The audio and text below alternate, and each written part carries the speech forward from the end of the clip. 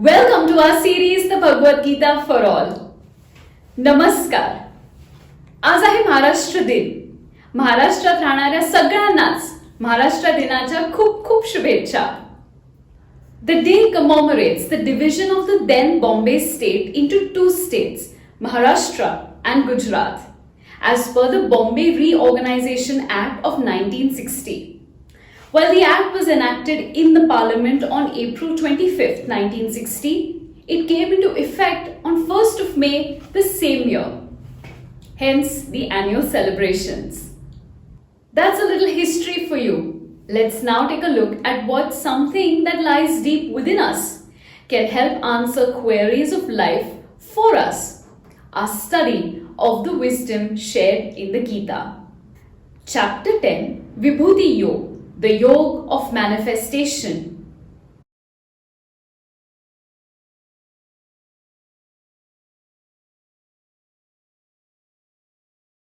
Can your soul be your guide?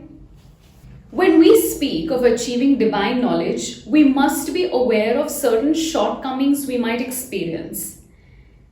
If we are trying to use our intellect to make a sense of this very divine knowledge, we might be in for a setback.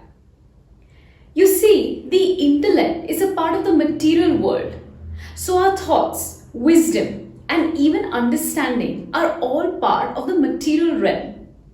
And in this material realm, it's not possible to find the Creator.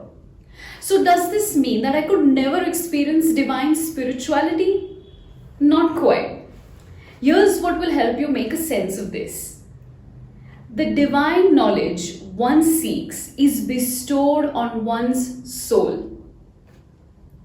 If you believe in God and worship a certain deity, what you're offering is yourself through devotion.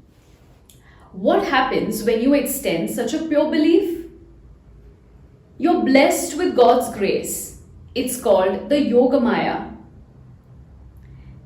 This grace will help you overcome ignorance. You find peace and you feel yourself united with God. But what happens if you don't believe in an entity such as a higher power? Does that mean that none of this is going to work for you? I don't think so. Here's my understanding. Ignorance is a kind of a darkness. Anything in the dark you can't see. And this means you might falter in the decisions you make.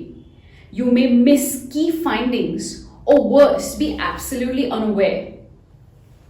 This sounds rather a bad idea to lead a stable life, right? But you know yourself, right? You know what you're made of. You know what works for you. You know your shortcomings and you know your strengths. How bad can things get if all of this is clear to you? Our sense, mind, and intellect are all materialistic. But your soul isn't. This soul is your guide to the world. Let me break it down further for you. Have you seen a lighthouse? I'm fascinated by these massive structures that assist water navigation. What they have is this beacon on top that emits light. With that light, you can see hidden dangers such as reefs, dangerous coastlines, rocks, etc. So rain or wind or moon, this lighthouse is always up and running, guiding sailors and keeping them from danger. Your soul is that lighthouse for you. It's going to light up everything around you. What this will do is help you see better. When you start seeing better, you know what to be aware of. And awareness means a better judgment on how to navigate potential dangers.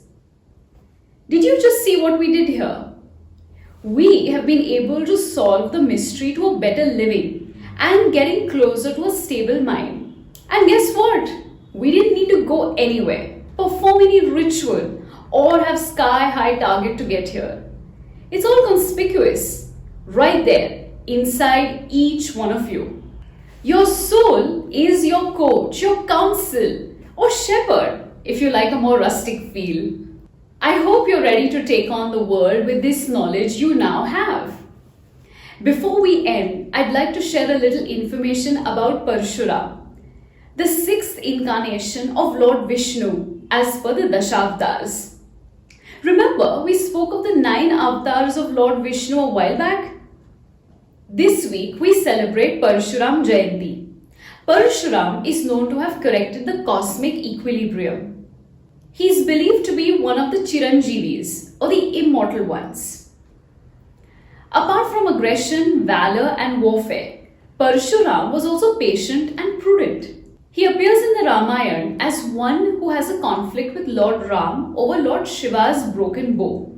He is also seen in the Mahabharata as a mentor to Bhishma, Drona as well as Karna, and teaching weapon arts.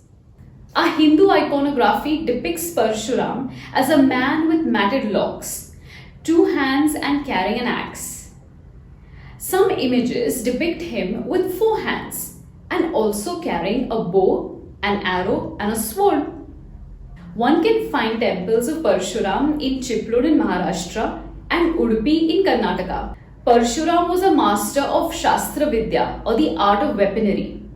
It was taught to him by none other than Lord Shiva himself.